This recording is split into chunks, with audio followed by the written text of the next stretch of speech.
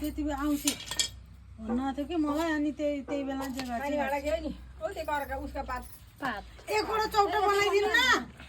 एकवटा चौटो बनाएर दिनु भइहाल्छ त आफ्नो निकाल्दै आउँदैछ त्यही त नि फुलिहाल्दो सुन्नु भएको छ के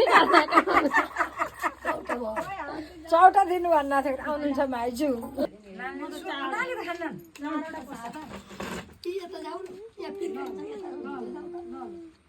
नहाल्नु क्या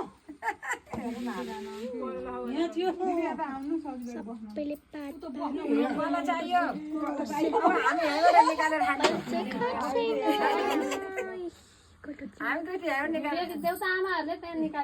यहाँ मैले भिडियो खिचिरहेको छु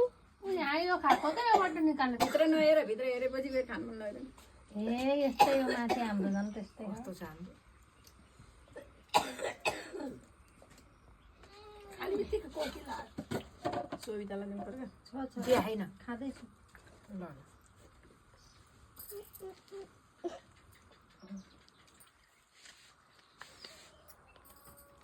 कतिजना छन् हामी जुना छैनन् नि भारेमा 10जना अहिले नि ए 10 जना मम कटर खाने ल ठिक छ